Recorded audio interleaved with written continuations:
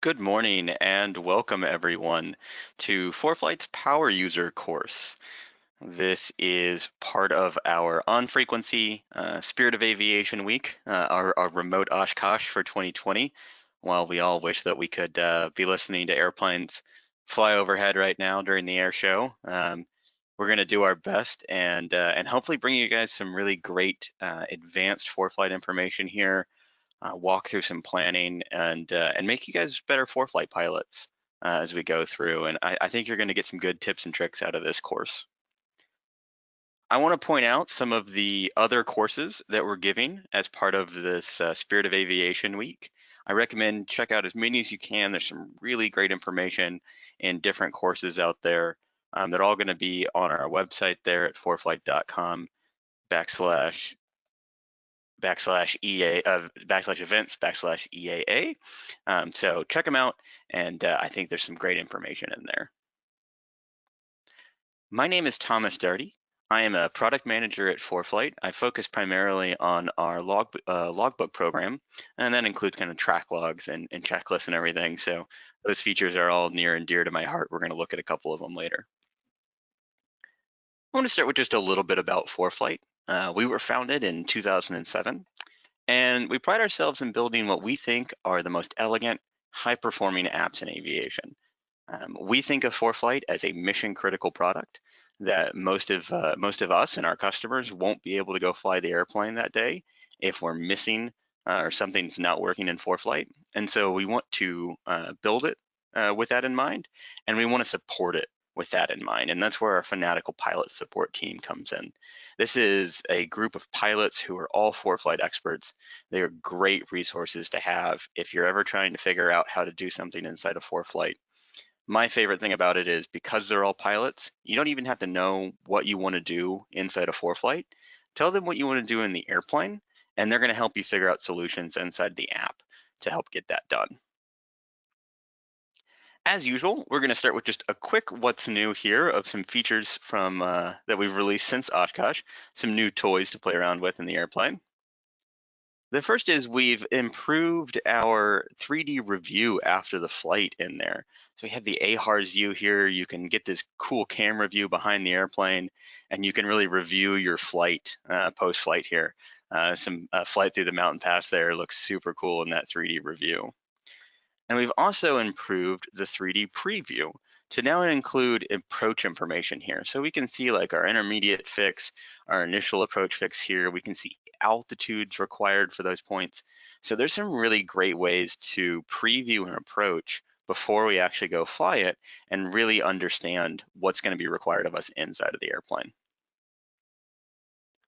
We've also added a feature called marked positions. And this actually allows me to put a little pin drop on the map as I'm flying and store information about that, and then review it later as part of my track log. So this is a cool tool to be able to use lots of different ways, from just taking notes to things as instructors trying to note points and maneuvers and things like that. Lots of great capabilities out of this point. And you can see them all reviewed there on your track log. We've also added the ability to change your departure time from an estimated departure time to an estimated arrival time now in performance here. So I can set the time that I want to arrive at my destination, and ForeFlight will work backwards from there. Really helpful for trip planning. We've also recently partnered with FlightAware to bring internet traffic directly inside of the app. So when I'm sitting at home and I'm planning or reviewing for a flight, I have the ability to go through and bring up live traffic for those airports. I can study those traffic patterns. I can get a sense of what the flow of traffic is that day, and just be that little bit more prepared before I walk out to the aircraft. We've also brought in the ability to do split screen now on iOS. So I can bring in another panel that supports split screen. In this case, we're looking at a PDF of our POH in the aircraft here. And I can still keep an eye on ForeFlight, and I can look up information in another app or another document here and really have a nice situational awareness tool. We've also recently introduced a timer directly inside of the More tab there. So now I have the ability to have both a count up timer very useful for us if we're on approaches. Or I can set a countdown timer that can repeat and run in the background. This is a great way to remind myself to switch tanks or to check on something. Very handy tool to have inside of ForeFlight. Let's talk about what we're going to go over today. So we're going to start out by planning an IFR cross country. There's a lot of tools here that are going to be useful to all pilots. The IFR cross country just gives us a little bit of a chance to really exercise some of the features inside of ForeFlight. We're going to go flying, and we're going to go look at some en route tips that we can use inside of the aircraft to make flying a little bit easier, a little bit safer for us, keep ourselves ahead of the airplane, and just enjoy that flight a little bit more. I am an instructor, and so I wouldn't be a good instructor if I didn't make us practice an emergency and a diversion here at some point. So we're going to go through and look at how ForeFlight can really help us through that emergency and those maneuvers. And then we're going to talk about how ForeFlight's going to help me out post-flight and let me debrief and learn from that event. So those are our topics for today. Let's get started with the route for our flight. Now I'm based out of our Austin office down here in Texas, and I wish I was flying up to Oshkosh right now. So we're going to look at what a cross country would be for us to get from here all the way up to Oshkosh. And the first thing that we're going to do is we're going to add an aircraft. And this is going to help me make sure that I've got all of my planning information correct and that I've got all of my filing information correct. So from the Maps tab here, we're going to click on the More tab there, and then we'll select Aircraft. And that's going to take us over to our aircraft selection. Up in the top, I can hit the plus button, and now I can add a new aircraft to our ForeFlight. A couple pieces of information are required for me. I want to go ahead and put in my tail number of my airplane, and I'm going to need to select the aircraft type. The nice thing about this is ForeFlight's going to give me a library of aircraft that I can select from, so I can just go through at the top and search for the aircraft I want, or in this case, the manufacturer, and see all of the different aircraft that are available for me. Makes it a little bit easier. I don't have to remember exactly what the filing code for that airplane is. You'll see that I've got some blue lines underneath there. We're going to look at those in a little bit. Those are performance profiles in our performance tier in the app, and they let me know that there is really high quality performance information for this aircraft and that that's supported in ForeFlight right now. So once I select that aircraft type, I can go through and fill out the rest of my information, so my aircraft color, my home airport, everything else that I want to fill in. I've got a performance section here that allows me to see those performance profiles and see how those are for my aircraft setup. So these are profiles that I should seem pretty familiar out of my POH if I were to look at my cruise table selection. So I can look at, say, my 75% power table and see, what performance we're going to get out of that. I also have these bias sliders down there that allow me to adjust the performance numbers based on my particular aircraft. Every aircraft that comes off the line is going to fly just a little bit different, and ourselves as pilots are going to fly just a little bit different. And if I fly 10 flights or so and notice that my numbers are just off a little bit, I can use these bias sliders to really correct that and really fine tune those performance numbers. This is the profile that I like to fly most times with this aircraft. So I'm going to go through and make that my default profile. And that way, every time I plan a new flight with this aircraft, ForeFlight's going to use the 75% power setting. If I scroll down a little bit, I've got some units and weights in here. So I can go through and set up information from my aircraft, my basic empty weight, my fuel type. If I want something other than gallons, if I'm in a different region, something like that. I can set start, taxi, and takeoff fuel if I've got a particularly long home airport there. And then I have a filing section down here. Now, we've all had to switch over to ICAO filing, and it's been a little bit of a learning experience for all of us to understand what our ICAO filing codes are. Luckily, ForeFlight's got a way to help me out and get all of those filing codes put into my aircraft. And we can find that by going to the document section and looking inside of the ForeFlight catalog and finding the ICAO filing with ForeFlight Quick Reference Guide. And this document's got a lot of great information in here to help me figure out what each of those ICAO filing codes are and how to best use them so I can get my aircraft set up correctly. So using that guide, I was able to go through and add all of my ICAO filing codes, my surveillance, my PBN codes there. So my aircraft is all set up, and when I go to file, I'll have no problems getting that flight plan through. Down at the very bottom, there's one more thing I want to look at. This is my only aircraft right now, and I want to make sure that this is the default aircraft. That way, if I create a new flight, this is the aircraft that's going to be selected by default for it. So if I had several aircraft, maybe some ones that I use at the flight school for BFRs and things like that, this is the aircraft that'll get selected every time I make a new flight. Now that we've got that as our default aircraft, let's go on to the Flights tab and start working through the planning for our cross country today. So I'm going to go over to the Flights tab, and just like we did on aircraft, I'm going to create a new flight. Once I hit that plus button, ForeFlight's going to give me this nice form-based planning method here where I can go through and start typing in all of my information. So I can set my estimated time of departure. This is important because I want to make sure that I'm using the correct weather information for all of my planning on today's flight. I can set my departure, and ForeFlight's going to give me suggested. It's going to let me just search for an airport in there. A lot of easy ways to pick up what airport we're going to leave out of. And I can file in my destination. Now, as soon as I put Oshkosh in here, ForeFlight's going to give me this nice big red banner at the top, and it's going to let me know that the max usable fuel is exceeded here. My aircraft is not going to be able to make it all the way from Austin to Oshkosh in one go. I'm going to need to make a fuel stop at some point. And let's talk about how I can plan where that fuel stop is. So I'm going to hit the Send To button in the upper right-hand corner, and I'm going to select Map. And that's going to take my direct route here, Austin to Oshkosh, and send it over to the map page. Then in the upper left-hand corner, I'm going to use our layer selector to bring up our aeronautical map so I can see airports, and bring our fuel 100 low lead selector up so that I can see active fuel prices at airports along our route. And this gives me a really great view of what fuel prices are all the way along our flight. So I can zoom in about halfway down our flight and see what different fuel prices are.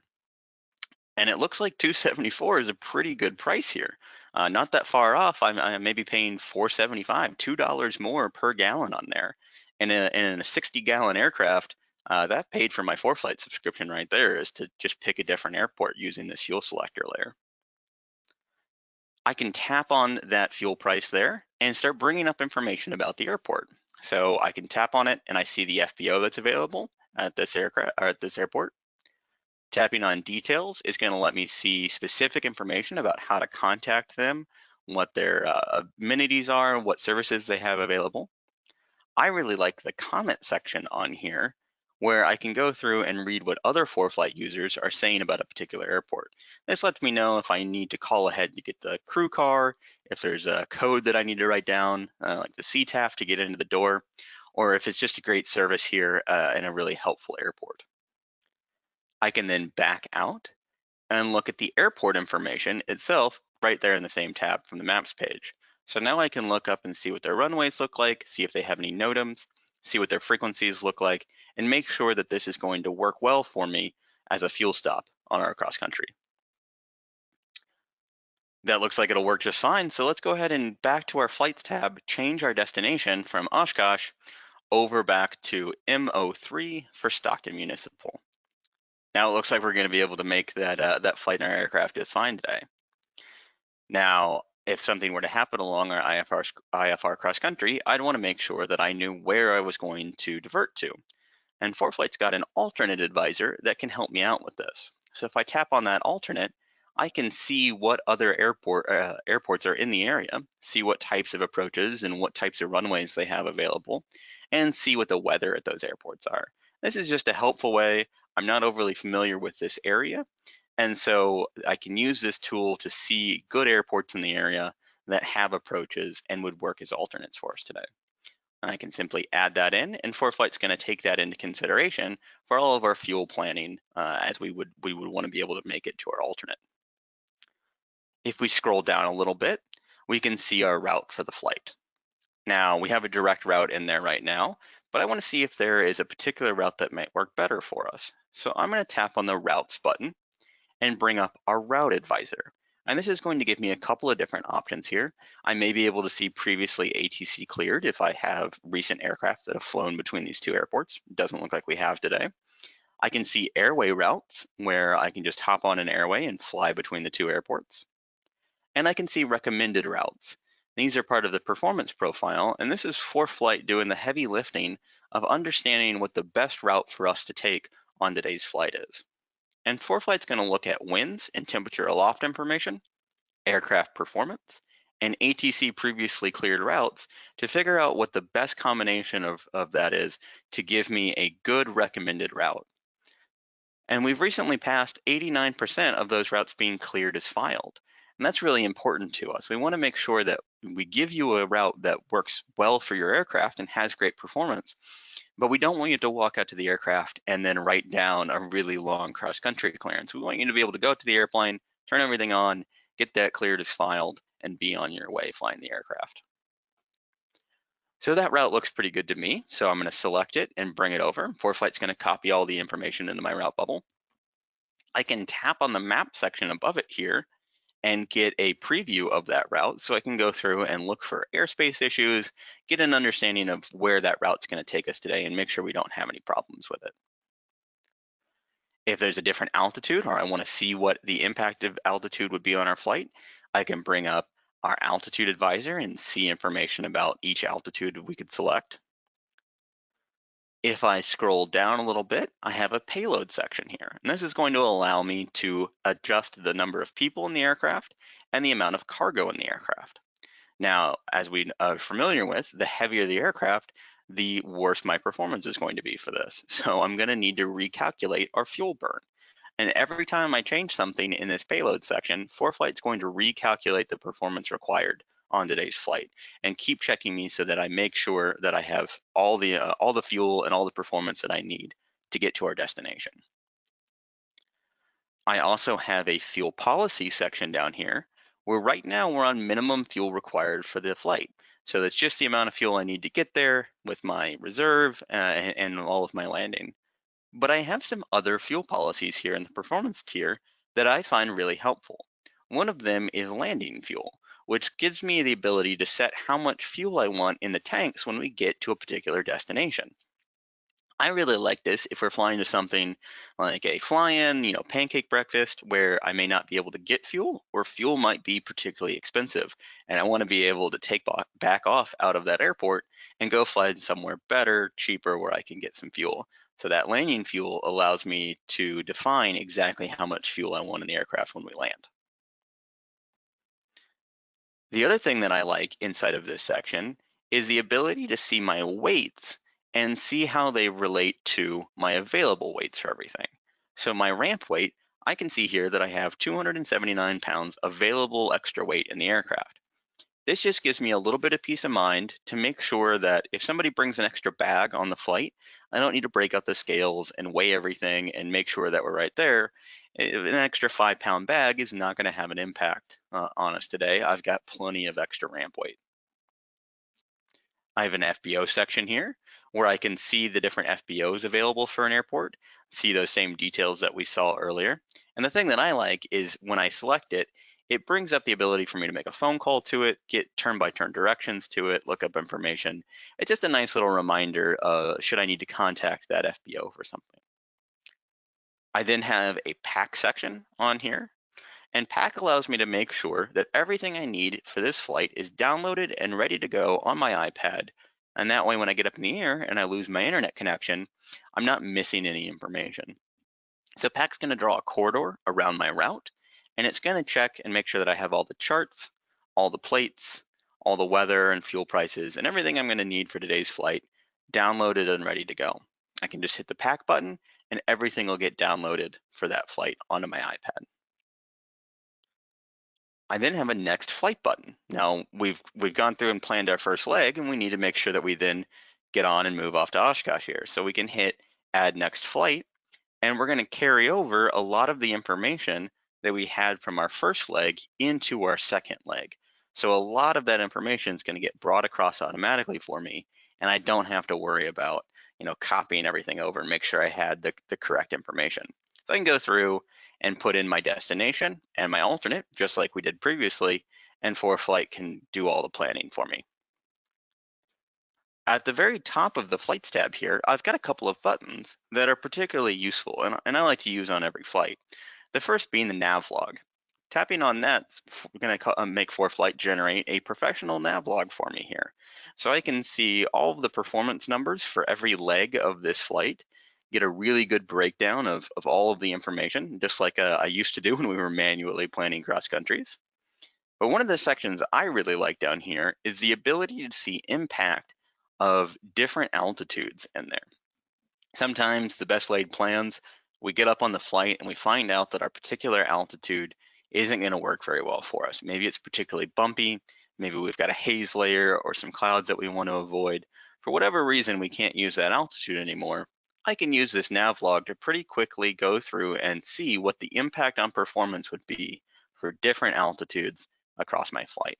A very handy tool to have with me. I also have the ability to get a briefing for the flight. Now this counts as a logged briefing, so this is a legal briefing for you to use for your cross country. It's stored both on your device and with ForeFlight, so you can always prove that you got a briefing today. And one of the sections I really love to look at, and this has helped a lot on cross countries, is in the forecast section. And it's the ability to see TAFs along my route. ForeFlight's going to use my estimated time of departure and my route performance to break down the TAF blocks so that I know exactly what block of the TAF is going to be active for me as I fly over that individual point. So I can see if I'm going to be in the VFR or the MVFR section of a TAF. I can even see if a particular block of a TAF is going to be active near the time that I'm going to fly over it. And this is always helpful, especially if you see ones that are, plus 15, plus 20, to know that if I get delayed for any reason, a different block of the TAF is going to be active. And I know to prepare for that weather as we go through. I have the ability also on this flights tab to look at takeoff and landing performance information. So I can tap on the takeoff button here on our performance tier and see all of the runway information and the current weather for the airport and plan out my takeoff. So I can select the runway that I want. I can see from the available options. I can look at winds and crosswinds here, pick the best one. I can adjust any of the other information if, let's say, I'm not on a dry paved surface today. And then here at the bottom, I've got all of my written out information for our takeoff, all of my calculations. So I know exactly what my rotate speed is, what my 50-foot optical speed is. A really handy tool to have in there. This is information that a lot of us kind of calculate the worst case scenario. And then just as long as we're not there, we keep going. We really should try and calculate this for every flight. And ForeFlight's going to make that a lot faster and a lot easier for me to do. I don't know much about our alternate. I picked an alternate from the alternate advisor here, but that wasn't the original airport I was planning to fly to. And so I should probably find out information about it. The nice thing on the flights tab here is I've got an info button that allows me to quickly bring up information about that airport. So I can go through and I can look at NOTAMs, I can look at runways, and give myself a bit of a briefing on that alternate before we actually need it. The last time I want to try, the last thing I want to do is try and learn about that airport while we're in flight trying to divert to it. The last thing we're going to look at here is the ability to file our flight plan. So we've not filed this just yet. So I just need to tap the proceed to file button. And ForeFlight's going to take all of my planning information and turn it into this ICAO flight plan for me. So I can go through, review, make sure that all my information looks good, and just hit the file button down here at the bottom. ForeFlight's going to help me file simpler and smarter. If I filed with this aircraft before on ICAO codes, ForeFlight can bring those ICAO codes over for me, so I don't even have to do that for myself. It can send me adverse weather conditions. So if a TFR or a thunderstorm pops up after I file, but before I go fly the aircraft, ForeFlight's going to send me an alert about that. It can send me the expected route. So I know to plan for that before we go through. I can brief that route. And it can notify me of expected departure clearance time delays. So I know exactly when I should start the aircraft up if I've got a major delay on the ramp. Another thing that I like to look at is, I can keep my flight plan form. Maybe I have an operation in which I need to turn these in or I want to keep track of them. So I can hit the Send To button from the Files tab here, and I can just save that right into my ForeFlight documents. And that way I've got a copy of that flight plan form saved off and ready to go. We're looking at our first leg from Austin up to Stockton, and this all looks good. I feel like we've done quite a bit here on the Flights tab. Let's send this over to the Maps tab using that Send To and take a look at our route today. I'm going to open the flight plan drawer, and right away it looks like I've got this red badge icon on Austin that's grabbing my attention. So I'm going to tap on that route bubble, and I can see that I have a NOTAM alert for Austin. And tapping on that lets me see that 17 left, 35 right is closed. So right there, that would have been a major problem for me if I was planning on using that runway today. And that little red badge icon has really helped me bring that to my attention and remind me that that runway is closed, so I don't have to worry about that as a problem. The bubble next to it here we have is the departure procedure that we're going to use out of the airport. This is a vector departure. I know that because ForeFlight's using a dashed line to show this part of the route. So I want to be able to be familiar with what the procedure is. So I can tap on that route bubble and I can select Show Plate. And ForeFlight will take me over to the Plates tab. And from here, I can easily see the departure procedure. I can brief it. I can make sure that it's going to work for us, that we have the required performance for it. I also have that tap NOTAM at the top there, which is letting me know that there's something that's going to impact this procedure, and I should probably look at it.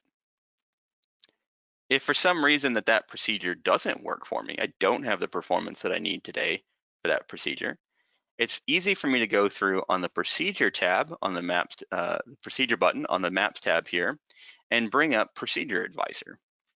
Selecting departure lets me see a graphical representation of all of the departure procedures out of Austin. So I can zoom in along my route and I can see exactly where all of these departure procedures take me. So I'm not looking at the entire list of departure procedures. I can really focus in on the one or two procedures that are actually going to take me along my route and be useful for me. And I can go brief those and see if any of them work better for me today. I can also go through and look at my approaches into our airport using the same procedure advisor. This time I'm going to select approach and I can see all of the available approaches into our destination. Selecting one is going to let me see all of the initial approach fixes, figure out if one of them is going to work better or not for us. I can add that to my route, and on Pro Plus, that's going to bring that over onto the maps page for me. So I can see my route and I have my approach plate all ready to go here. It's a really handy situational awareness tool. I really like this if I'm going to be intercepting arcs at some point, because I can see exactly where my route's going to take me in on an arc and plan for that so that I know how long I'm going to be arcing, how much time do I have to set up for everything. I can tap anywhere on that approach plate and a little window will pop up here with a couple of options for me. I can bring down the transparency slider. I can select another approach if ATC gives me a quick switch to a different approach, or I can view that full screen and be able to bring it right over to the plates tab. It's a nice way to be able to brief the approach, make sure that I've looked at everything here. But what I like to do is hit the little pencil icon on the top bar there and make annotations to my plates. There's a lot of different options on there for things that I can do to annotate a plate.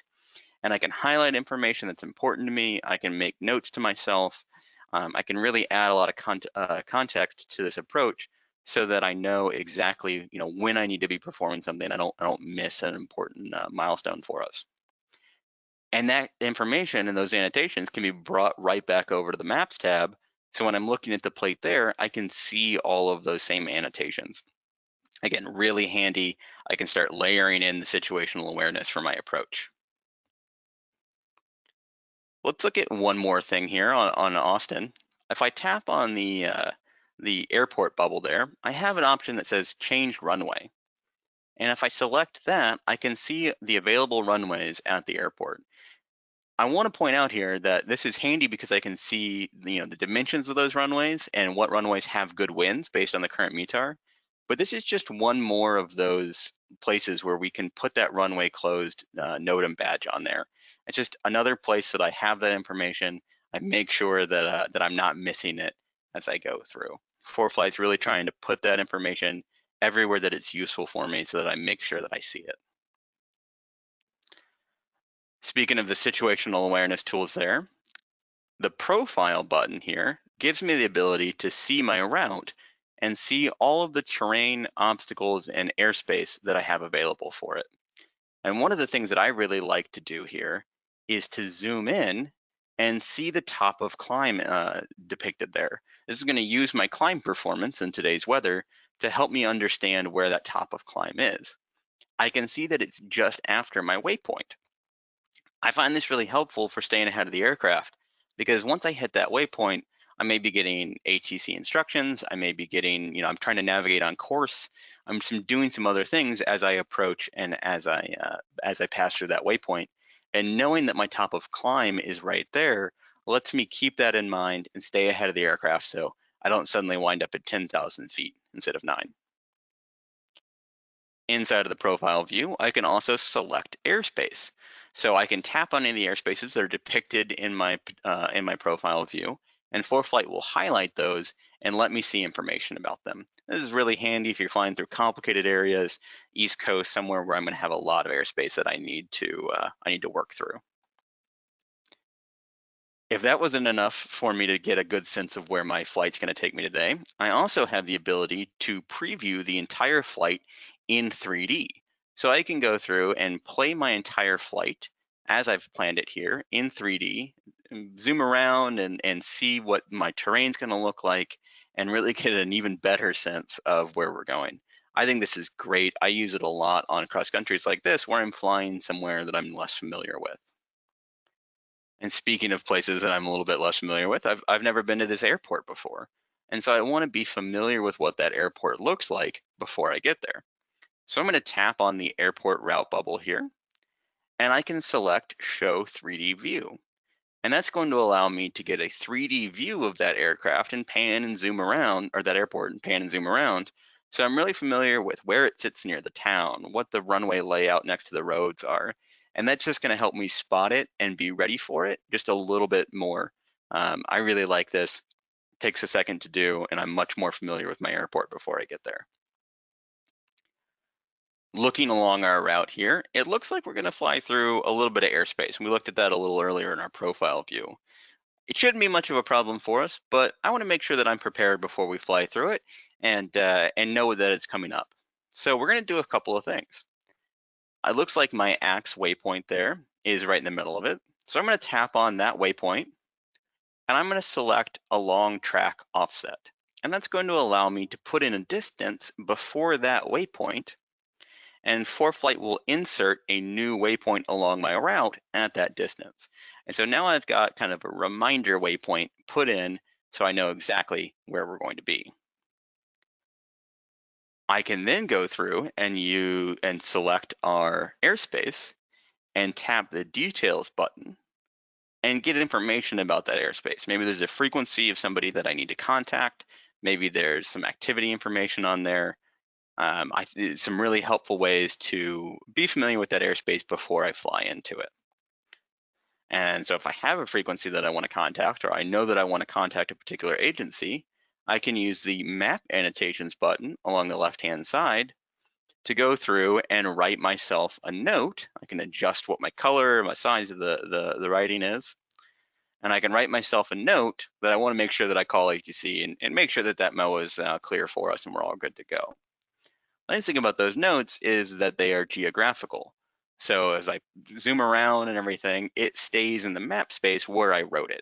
So as I'm following along my aircraft along the route in flight, that note's just going to kind of come into view there for me, and it's going to be a great, bright red reminder that I need to do something at this point. It's really handy.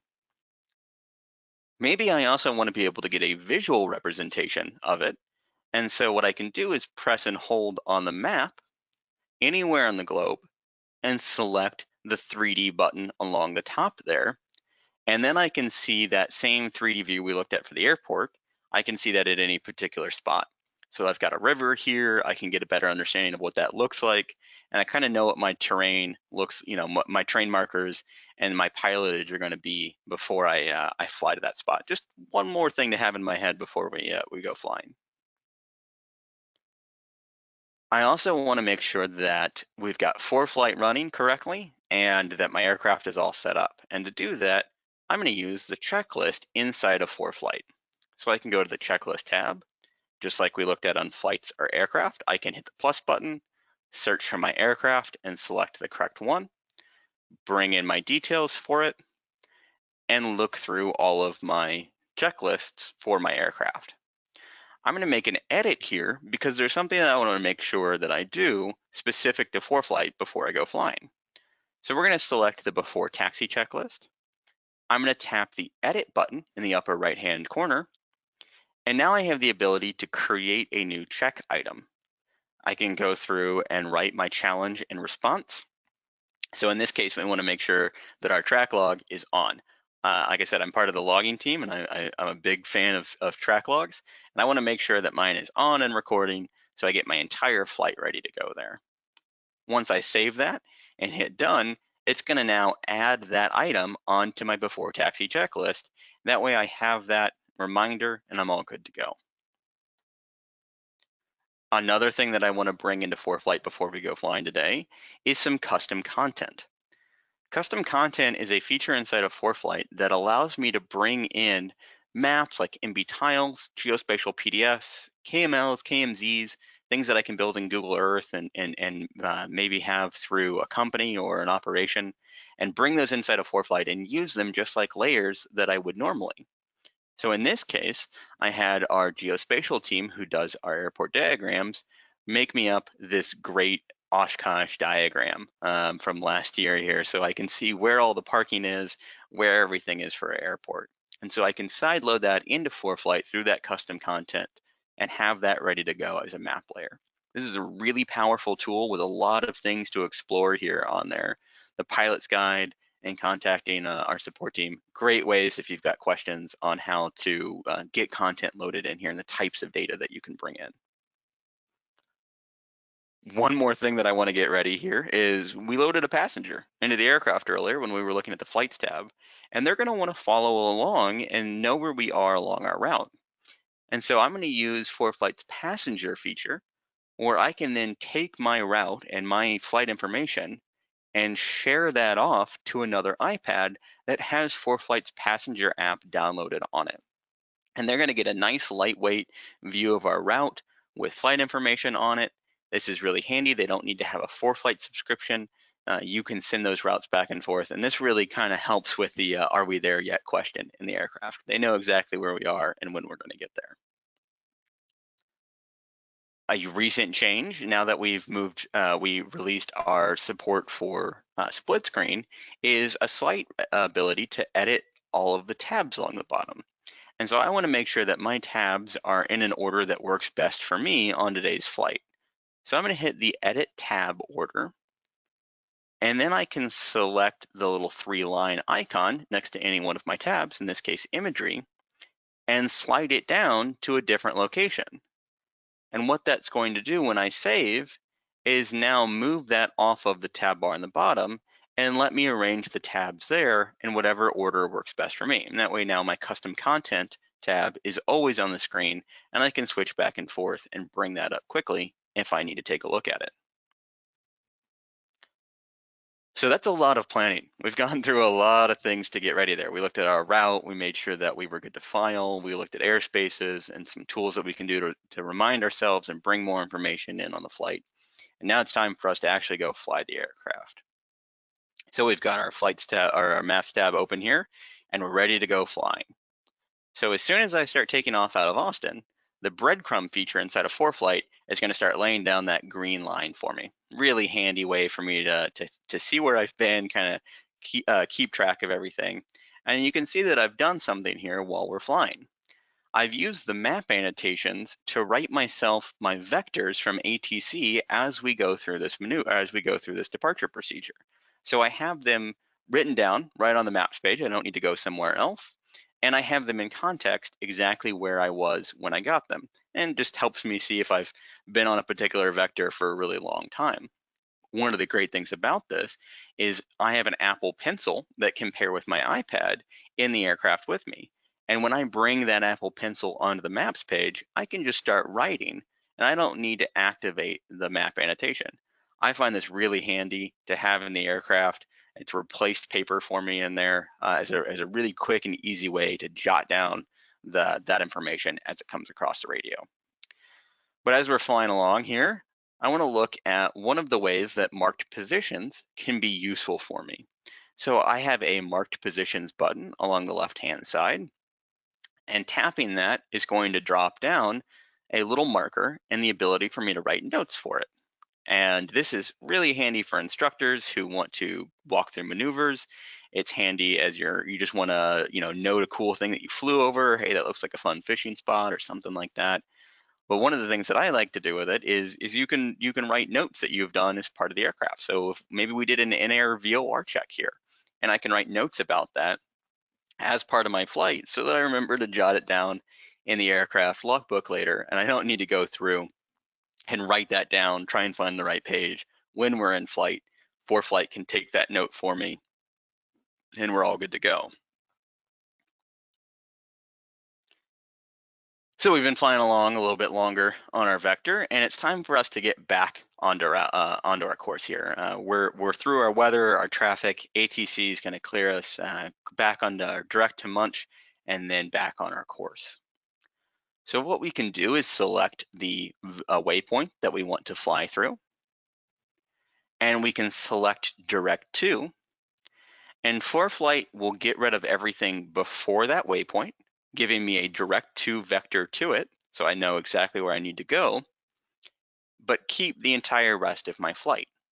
So this is really handy if you get a corner cut on a procedure, or you're just told to fly direct to a waypoint. You don't want to get rid of the whole rest of your flight.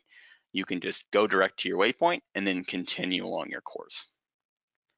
But let's look at another way that we could do pretty much the same maneuver there. We're still on vectors from ATC here, flying a little bit off course here, and they're going to try and get us back onto course before our Sabre waypoint. So I'm going to go through and hit the gear selector along the top of my maps tab, scroll down a little bit, and select the track vector option. And this is going to give me this nice line out in front of my aircraft. So this is a track vector. I can adjust the length or the time ahead of the aircraft on here in the settings tab, and it's going to move as I fly through the aircraft. So as I make a turn, it's going to reflect that rate of turn. If I have a course, it's going to show me exactly where that course is. And this makes it really easy for me to go through and pick a heading and pick a course that's going to get me back on to my route before the waypoint that I want to get to. Because it also reflects my turn, I find this really helpful for really kind of smoothing out those intercepts as I go back on course. It's handy for approaches to know when you're going to be intercepting them. And there's a lot of kind of nice, smooth commercial pilot style flying you can do with that track vector out there to really get lined up on course correctly.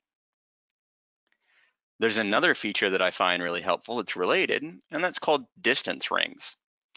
This is going to put these rings around my aircraft with those green triangles that show me the same course that we're flying along there. And they let me get a really good sense of how far away we are from a particular waypoint. It's really handy if I need to report my distance from something, if I'm just trying to plan and stay ahead of the aircraft. And I can adjust what those rings look like. So I can even go through and change them from automatic on distance here to, let's say, something like time. Even more helpful if I'm trying to figure out when I'm going to cross a particular waypoint.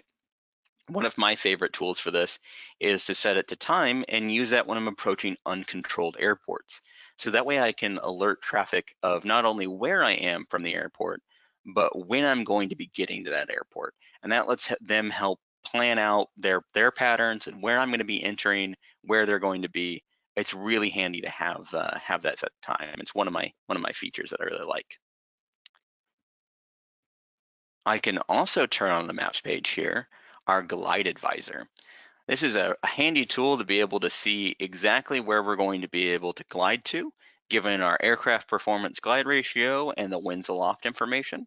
So I can see as we're going along our route here, what airports I'm no longer going to be able to make it to, what airports I can, and get a really good sense of where we would be able to make it in the event of an emergency.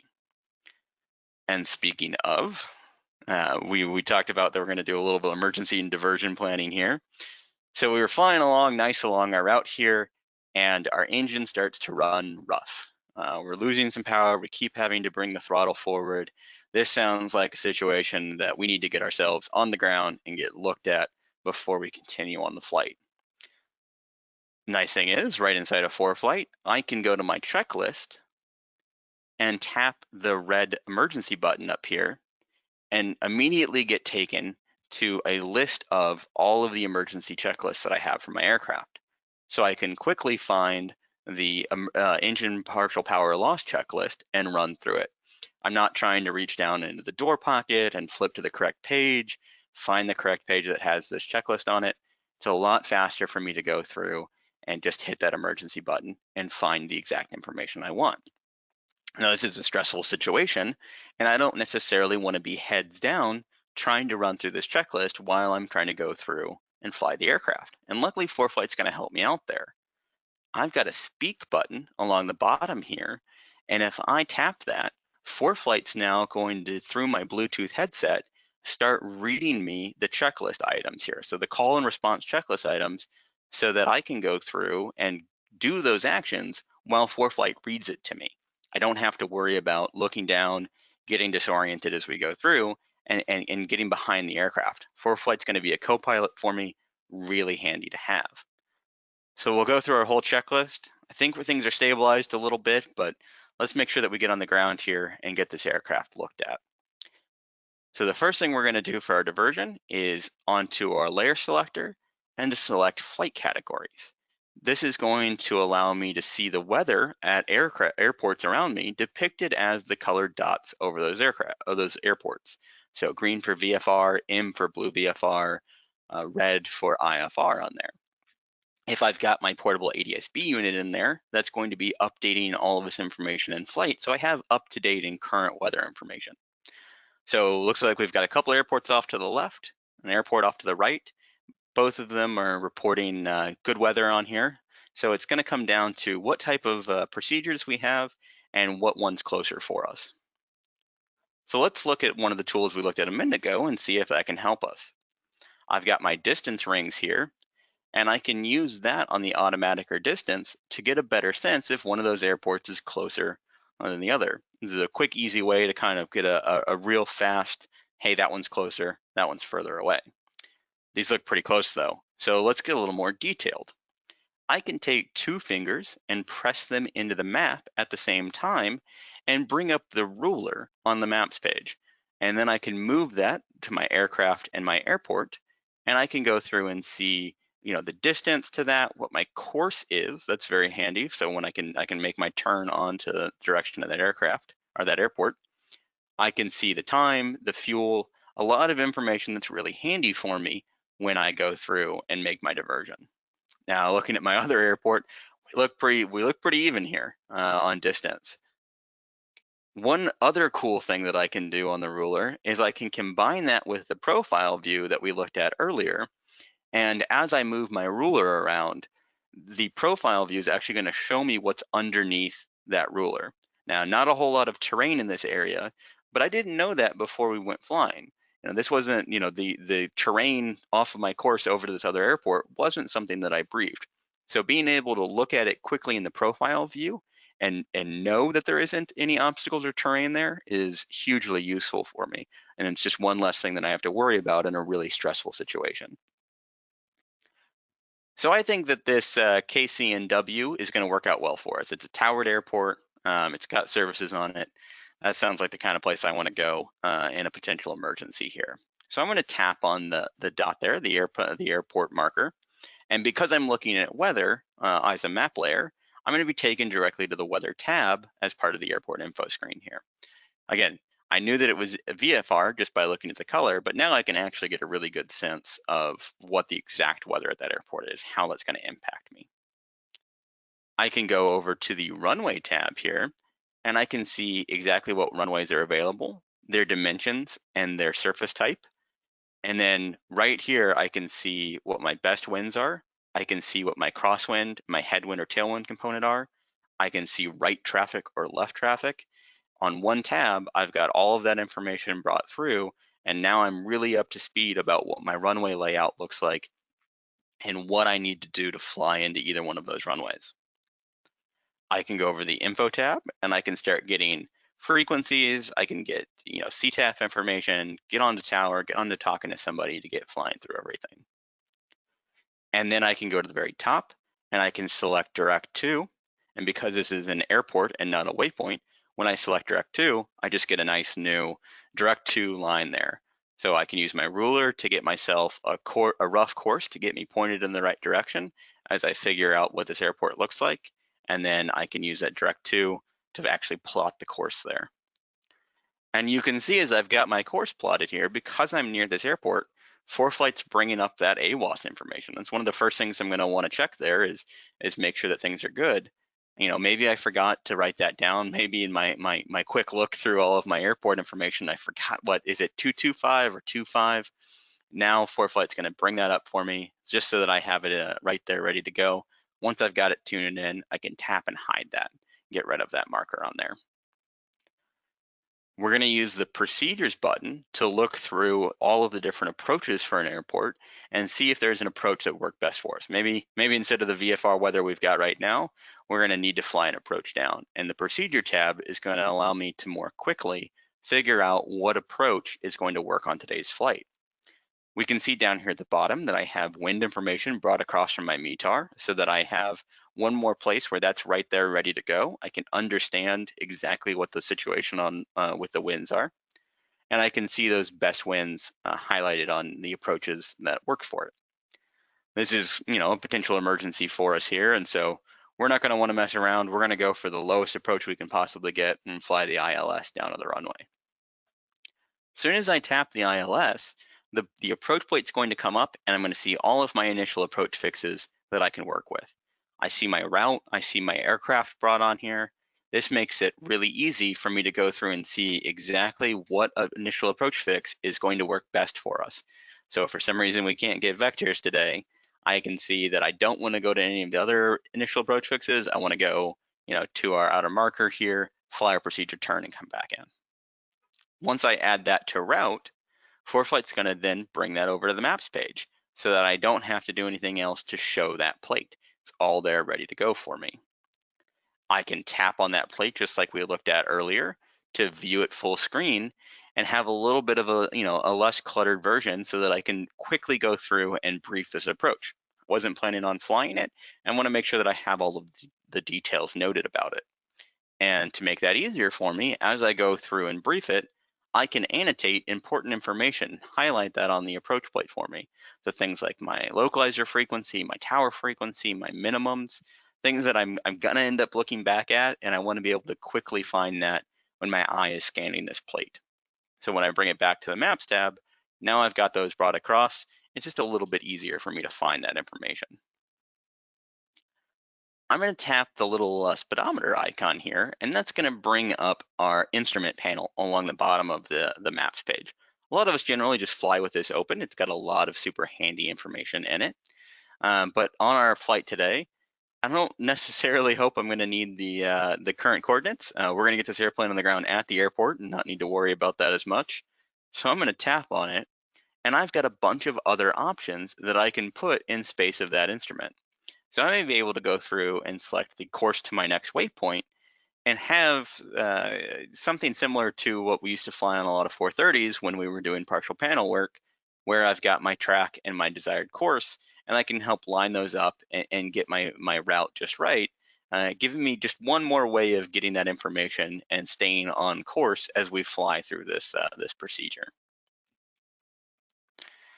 We are about to land an aircraft, And this was not planned. This was a bit of a hasty approach for us and everything. And the number one thing I'm going to have forgotten to do is get the aircraft prepared for landing. So let's go to our checklist, go back to our normal section, and very quickly, without having to pull anything out of the map pocket, without having to flip pages or anything like that, I can find our descent checklist. I can go through and make sure that the aircraft is set up, ready to go on our flight, any before landing stuff, things that are likely for me to forget as we fly through. Luckily, our Cirrus is not complex right now, and so we don't have to worry about a gear up, but this is a really common situation for gear up is in an emergency and then forgetting to run through those checklists. And ForeFlight having them built in right in the iPad for me gives me just a faster tool to access them and make sure I run through it. Another super handy tool to have here as we get ready for this approach is the ability to tap our attitude indicator icon along the top and bring in synthetic vision next to our approach plate. So now on the right here, we've got our approach plate with distance rings on it, a track vector. I can bring in traffic and radar if that's pertinent for today's flight. I can see my exact course and where I'm flying. And then on the left, I've got my backup attitude indicator thanks to my Sentry ADS-B unit in the aircraft with me here. I can see traffic on this screen as well. And I've got all the information that I need out in front of the aircraft. I can pan and zoom around inside of that synthetic vision, and I can get a sense of exactly where our airport is, what it looks like, the runway configuration here, my relationship to it. This is really handy if maybe I'm on a bit of a hazy day. I can still see outside the aircraft, but I just need some help, picking out exactly where that airport is. I can use this very nice decluttered view to see that and then spot it more quickly outside the aircraft. And then as I fly down my approach, I've got the runways in front of me. It's very easy for me to see all of this information and plan our way down, fly through, and get a good approach and a good landing there. That little bit of confidence in being able to see that the airport is, in fact, out in front of you here while I'm flying down on the ILS just keeps me calmer, keeps me ahead of the aircraft, and makes it a lot easier for me to go through and fly the approach. But as we all know, as soon as we touch down on the pavement here, we're done flying the aircraft, right? That was it. As soon as we touch down, we can let go of the controls and we don't need to worry about flying anymore. That's not true. We need to make sure that we get the aircraft off the runway and safely parked and shut down, and not just leave it out there.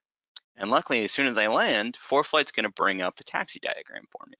And on that taxi diagram, I can see FBOs and I can see the tags of exactly where I need to go if I want to get this aircraft shut down and start getting services on here. So even if maybe I'm not able to get progressive taxi from tower or assistance there, I can pretty quickly tap on that FBO, find information about it, find out, are they open? Do they have the services that I need? And how do I get taxied over to my FBO? Get the aircraft shut down and be safe after our diversion there. But diversions are a lot. It's why we practice them a lot. It's a stressful event. It's a lot of risk there that we need to go through and we need to learn from. And so let's look at how some of the things ForeFlight can do in the post-flight help us learn from this. Log a very memorable flight for us, and be even safer for the next time that we go fly the airplane. So sitting on the end on the ramp here, as we've got the aircraft shut down, I can hit the More tab and then select Logbook as one of the options and get taken over to our logbook page. And because I was recording that track log when I went through and started my flight as part of my checklist, I've got a draft request ready to go as part of that recorded track log. So I can tap on that and I can see my exact route that we flew today. I can scroll down and ForeFlight's going to use data from that track log to start giving me options to just fill in information that's pertinent for today's flight. So, we were the PIC and we were on a cross country. This was the distance that we flew through on there. And I can just tap those buttons and have that information filled in for me. I don't need to go through and type 1.3 for every single field that it applies to for us. I can also go through and add approaches. We did fly an approach. This is handy because ForeFlight's going to go through and help keep track of currencies for me for my IFR currency. We flew the approach. I want to make sure we get counted on that when we're going through IFR currency. And ForeFlight's going to help me look up the airport and the approach. This is helpful on those IFR training flights where maybe you land at 3 or 4 different airports and you forget exactly what approach it was that was at each airport. ForeFlight's got them all loaded in here. I can look them up. Makes it a lot easier for me to remember what approach I flew. And then because I want to learn so much from this flight, I can go through and hit the 3D button here as part of my track log. And I can see my course and my route plotted out in 3D and review that and look at our procedure turn here and look for ways that, did we intercept this correctly? Did we make the correct turn? Were we at the correct altitudes here? Was there something we could have done better on it? I think this is really helpful. This is a flight of mine from a couple of years ago when I can go through and actually look at some really great details on the track log to the point where I can see specific information about landings. This was a BFR, and if my instructor that day forgot to count how many landings we did at our airport here, I can go through and look at my track log, and I can tell you exactly how many landings we did simply by taking a look at what our track log information looks like. Super handy tool to have around. It's pretty easy to see which one of these was our short approach on it, as we cut in a lot tighter there. Really handy tool, tons of great information on it. So that's a real quick, about an hour here of IFR cross-country flying and planning inside of ForeFlight. But there is so much more that the app can do and really help out with. So what are some ways that you can learn more through all of this? One of my favorites, and I think the best, is the pilot's guide built directly inside of the app. So I can go to the documents, the ForeFlight catalog, and I can bring up the pilot's guide, and that's the manual for the app built right in. So I can have that downloaded, ready to go for reference if I ever have a question on what does that color of radar represent. One of my things that I really like about it is you can go to the very back and you can see a change log and you can see what's updated in the pilot's guide there. Tap on it and get a sense of, you keep up with those updates. So if you've updated the app and you want to know what's new in it, that's a great place to learn from it. We've got a huge video library of different tips and tricks and full webinars to little 5-minute quick hits on how to use new stuff on our video page. You can always follow us on our blog or our newsletter. These are great places to keep up to date with, is the latest version of iOS going to work for me? Should I upgrade? Should I not upgrade? Our blog and our newsletter have great information on that.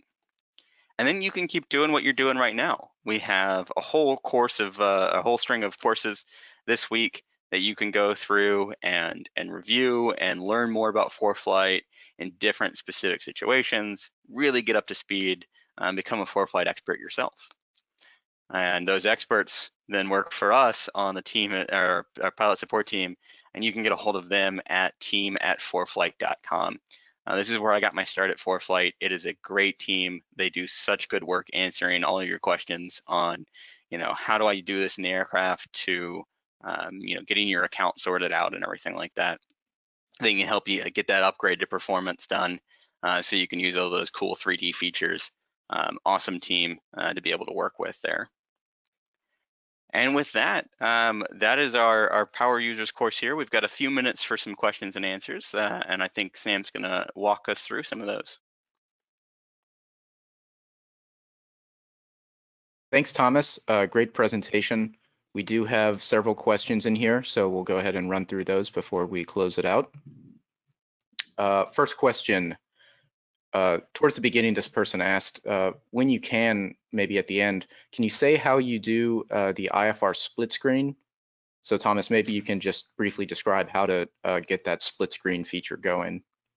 Yeah. So the split screen, the multitasking inside of iOS now with there that ForeFlight supports.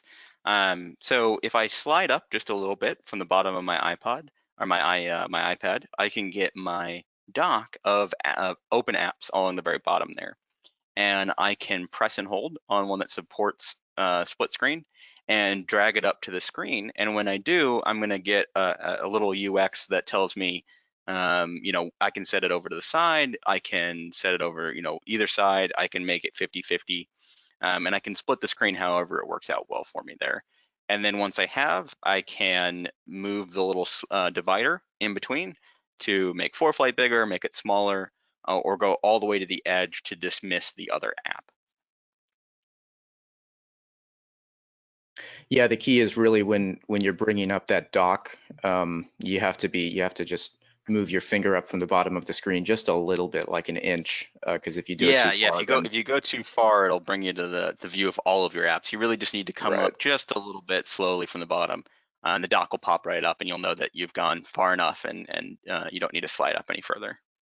Yeah, and if you go to our YouTube channel or that foreflight.com/videos, you can see right there, you can go and find our video that we did on split screen. You can also search for multitasking. That's another word for it, but that video shows you exactly how to do that. So next up, let's see, is there any way to combine multiple track logs into one flight? When adding flights to my logbook, the track logs are broken out if I stay on the ground too long for any of my legs. Yeah, unfortunately, right now there's not a particularly clean way to combine multiple track logs like that into a single round robin cross country that we're used to right there. If you do have multiple broken up track logs like that for different legs, you may just need to log those as separate flights. But there's a couple of things that I can do to help prevent that from happening. One, manually starting the track log on there might help if I know that I'm going to be on the ground for a while. The track log is going to run for about 15 minutes after it depicts a landing if you're still on the ground and not flying the aircraft anymore. And so if you know that you're going to be on the ground for a really long time, that's kind of the time frame that you're working in. You might be able to manually turn that on and not have it automatically turn off for you, or just log that as multiple flights. But it's a great feature request and definitely something that's been on my mind recently.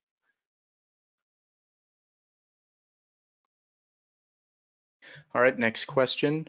I tried saving a navlog to my ForeFlight documents, but I can't find it in any of my binders.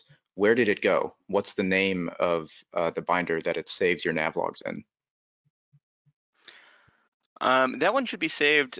Sam, you might actually know this better than I do. I believe that saves to the ForeFlight or the custom binders on there. Yeah, it actually saves to the drive called imported. Imported, yeah. Yeah, and so that's kind of a difference. That's something we introduced with when we rearranged our documents view, where you have all of these drives. And so the imported drive is the one that's always at the top of the list of drives. And so if you just go look there, you'll find any navlog or any other document that you send to documents from within ForeFlight. Cool, yeah. And that's also where I can view things like if I link my Dropbox accounts or anything like that. I can find all of that at the very top too, can't I? Yeah, if you link a Dropbox account, it's added as a second drive just below the Mhm. imported one. But both of those, since they're sort of your own custom drives, that yeah, they are stored at the top of the list of drives. Yeah, cool. There you go. All right, next question. When you're sharing a route to a passenger, do both devices need to be on a Wi-Fi network, or is there another way? Yeah, on that one, you can share that in flight. You can pass updates back and forth between there, um, into the passenger mode on there. The Wi-Fi network one, that one's actually a cool trick if you're flying, let's say, with your instructor, and you have either like a Sentry that uses a Wi-Fi or you're on like an FBO Wi-Fi. You can actually share your route to another ForeFlight app, and I use that a lot to pass routes back and forth between pilots flying in there. But the passenger one, that can be just in the aircraft, ready to go. Yeah, that's one of the nice things. Cockpit view does require to be on the same Wi-Fi network, but passenger doesn't. So it's just Yeah. like AirDrop. All right, next up. Is there a way to add some time to the beginning or end of a flight? I usually find that vectors, etc., add 5 or so minutes at the beginning, and vectors and approaches, etc., add 15 to 20 minutes on the end of a flight. I'm looking for some trick to include that for flight and fuel planning. Yeah, there's actually the ability to do a hold waypoint and to bring that in there and to add some time. But if you've got that, like if you're consistently getting that on the aircraft panel, the aircraft page itself, as one of the when you're setting it up, what gallons you use and everything like that, you have the ability to add a preset amount of time on there. And so if your home airport is you've got a really long taxi that you always wind up into, that we have that out of Boston, especially now that the runway's closed. I have the ability to add extra fuel as part of that taxi and takeoff in there. So those are a couple things to do. If you're getting it a lot, it may be easier for you just to add that in as part of the aircraft profile.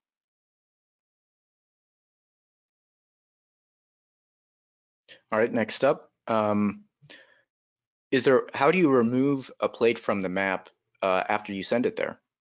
Yeah, you've got a nice approach plate now on there, but you want to see what's around it and everything.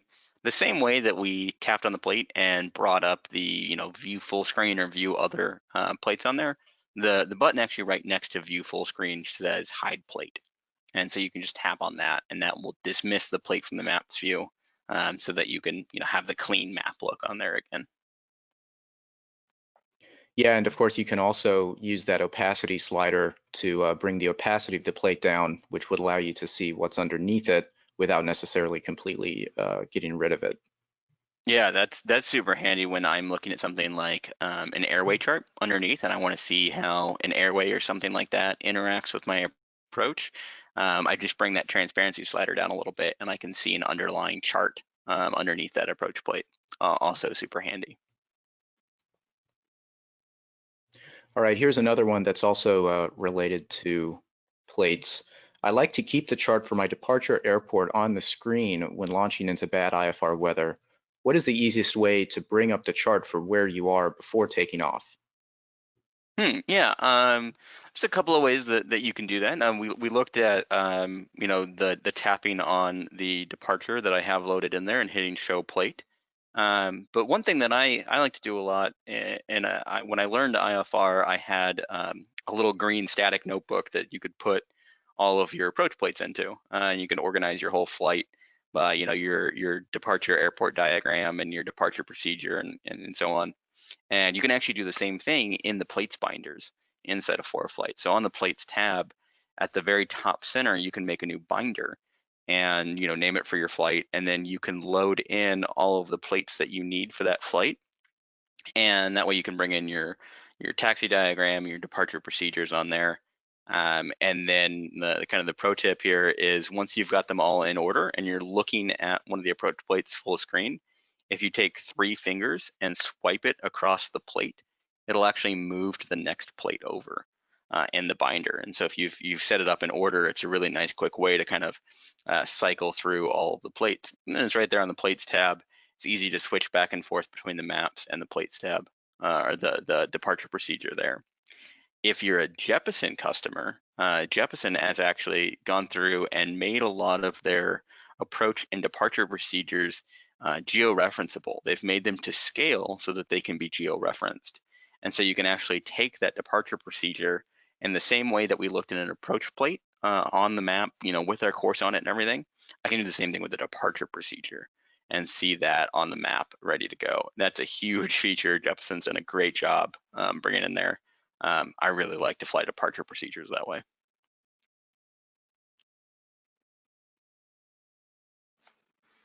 Okay, next up. So this was a question, again, related to split screen, and the person is asking, how can we vertically split different views or tools like you did with synthetic vision? Like, for example, can you split the maps view and an open ForeFlight document at the same time? Yeah, unfortunately, right now the synthetic vision is the kind of the one split view on there. And if you change the orientation of your iPad, you can kind of change, is that a vertical or a horizontal split on there? Um, but that was one of the things that we definitely have been thinking about. And the nice thing about ForeFlight is so many of us are pilots, that we see an idea like that, and yeah, we totally get it. That's exactly the sort of thing that we want to look into and see if we can do something to let you split a little bit better there. Okay, next question. Can you load the IFR flight plan over to a Garmin 650 or 750? Yeah, this, especially, man, we looked at a route today that has a few points, but not too bad. But if we were doing an airway, we may have, hundreds of waypoints across there sometimes. And trying to spin those into, even like an old 430, it's just painful to do in there. And luckily we've been able to partner with Garmin and come up with a pretty great solution here. So a lot of your GTN series, your panel navigators, they support a product from Garmin called FlightStream. And it's in a box that you can get from them and get installed into your aircraft and allow your navigator to pass flight plans back and forth. You can connect to that and pass your flight plan into your navigator. And it's a great feature from them. We're really happy to be able to work with that and to be able to bring flight plans across, especially if you do a lot of airway flying or anything like that. It is well worth it. Talk to your avionics, your Garmin guy about seeing about getting that installed in your aircraft. What is the easiest way to enter checklists? Yeah, so if you've got the aircraft, an aircraft that we have preloaded in there, and just selecting your aircraft and bringing it in, that works pretty quickly. If you need to create a custom one, and you can definitely do that, that can be done inside of the app by going through and just creating a checklist with your check items on there. It's a good opportunity to really get to know your checklist and get those flows down as you go through. As you start to write something down, you're probably going to get pretty familiar with all of it, and kind of customize things to your operation in there. And that's the easiest way to bring that in right now. Yeah, and it can be helpful actually if you if we don't have your particular aircraft as a pre-built template, it can be helpful if you find an aircraft that has as similar as possible a checklist to your own aircraft to your aircraft, and then you can go and just edit it as needed, so you're not having to enter every single thing from scratch. So that might be a Yeah, little bit easier than yeah. yeah, if you're one model off on a particular aircraft, that's an easy place to start from. All right, so now we have a couple questions about Sentry. The first one is, could you explain why a Sentry unit is needed? And the second one is, what is the difference between Sentry and Sentry Mini? And if you don't have one of those devices, are you just relying on the info you received before you leave? Yeah, this is great. ADSB has been, I think, one of the biggest changes to aviation in a long time. Up there with things like GPS, bringing it into the aircraft, the ability to get traffic and weather updates while you're flying around is game changing. Once you fly with it, you're not going to want to fly with it again. So what exactly you're getting out of it on there? Off the Sentry and ADSB in receiver into ForeFlight, you're going to be receiving in-flight updates on weather, TFRs, NOTAMs, SIGMETs, traffic as you're flying through. The Sentry, the main unit, also has things like a backup AHRS unit, an attitude heading reference system unit in there that lets you get that pitch and bank information as you go through, and like we saw in synthetic vision there. It's also got like a CO monitor in it, so that to keep an eye on you while you're flying, make sure you don't have any kind of heater leak or anything. So is it needed to fly through the aircraft? No, there's a lot of things that you can do inside of the air inside of ForeFlight when you're flying that work perfectly well without any kind of portable ADSB unit in there. If you add it, will you be happy you did? Most definitely. There's a lot of great features in there. Just the peace of mind of having traffic pop up inside of ForeFlight and be able to see them is huge. And so there's a couple of different models that we support there. We have both the Sentry full size and the Sentry Mini. And the biggest difference between the two is going to be an integrated battery and and the AHRS unit in there. So the Sentry Mini is going to be a bit more pared down as your receiver in there, so that you can get that information brought in. The full size Sentry is going to be kind of the all the bells and whistles version of it. If you don't have one, are you relying on the information you received before? Yeah, that information that you received and you packed for, that's the information that you should plan to rely on. Now, if you have an iPad or an iPhone that has an LTE connection, it is possible that you would receive data updates, at least for the weather side of things in flight if you're flying really low. But you should definitely not count on being able to do that. Um, as LTE signals may just drop out at some point. So don't plan on being able to get that, and you're still gonna be missing out on traffic in there. And to me, the traffic, especially VFR flying around, that's the biggest peace of mind that comes from it. Yeah, and I just want to mention for anyone who hasn't heard, Sporty's Pilot Shop is doing a 10% off discount for both Century and Century Mini through Sunday, I believe, the 26th. So if you don't have one of those devices and maybe you were eyeing it or were wondering whether or not it was something you wanted to get, please definitely go over to Sporty's and get one of those, because now is a great time to do it with that discount. Yeah, even when we can't all be in Wisconsin, it's still Oshkosh. Yeah. So. All right, just a couple more questions here. First one, when using Jeppesen IFR load charts, one can't choose to see also the aeronautical layer. Why is that? It's really beneficial to be able to to just click an airport on the map, but with Jeppesen charts, it's not possible. And I'll just go ahead and say, actually, that's not true. It is possible with Jeppesen charts. Jeppesen en route charts support the same single tap functionality that the aeronautical layer does. Is there anything you want to add to that, Thomas? Yeah, it is both the Jeppesen aeronautical map and our aeronautical map, and there are basically two takes on the same technology. And so the reason they can't be turned on at the same time is the way that they're rendered and depicted on there kind of competes against each other. But yeah, the Jeppesen aeronautical map that you can see on there, the IFR low, is still a fine chart to navigate by, and it's still going to have all of the kind of the same functionality as for tapping on airports and airspace and stuff like that, that you get normally in there. So it's still a great map to navigate by, but it's sort of it's there are layers like that inside of the app that simply compete based on how they're rendered on the map, and they just don't work together. Yeah, one of the great things though is even with the Jeppesen IFR en route chart selected, you can still overlay weather and all of those other weather Yeah. layers and different overlays. So you're not missing out on too much. Yeah, you get lots of great layers to bring in more awareness to you there. All right, so last question here. Every time I hit an item in the More menu, it appears on the bottom, like checklist or logbook, etc. I don't want them there all the time. How do I remove them?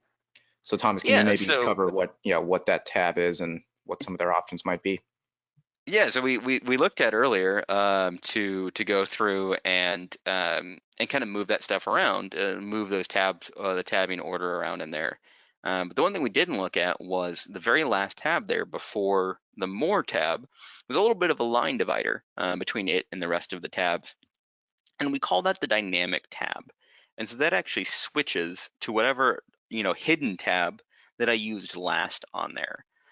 So that lets me go through and if I move to if I'm looking at a checklist that's hidden, and I have to go back to the map real quick and look at it, look at something and go back to checklist, I don't have to go through the More tab on there. And I like that a lot. I like the ability to kind of go back and forth quickly. If there's something that I don't want that to change as much, I can use the tabbing order to kind of put things in the correct places, so that I have that the tab that I want it to be on there. And all the tabs that I use on a regular basis are the static tabs that don't change, and I can always get back and forth to them. All right. Yeah, so the final question that I didn't get to yet is the one that will lead us out, and that is great presentation. Thank you. Thank you. Will or when this video recording be available at your URL with the other videos? So this video is being recorded and it'll be available at foreflight.com/EAA either later today or tomorrow. Certainly by tomorrow it'll be there. So if you missed part of it and you want to go back and watch it, or if you want to send it to a friend so that they can see all of these great features that Thomas has been demonstrating, go to foreflight.com/EAA and you'll find the recording embedded there as well as on our YouTube channel. So thanks a lot, everyone. Thanks for attending. Thank you, Thomas, for giving a great presentation. once again, even if you're not interested in rewatching this video, we will have other webinars throughout the week. We have another one on ForeFlight and flight simulators this afternoon. That's a really good presentation involving Ryan. And so you can go to foreflight.com/EAA to register for that webinar and any of the other webinars that we have scheduled for the rest of the week through Saturday. So thanks again, everyone, and we'll see you on the next webinar.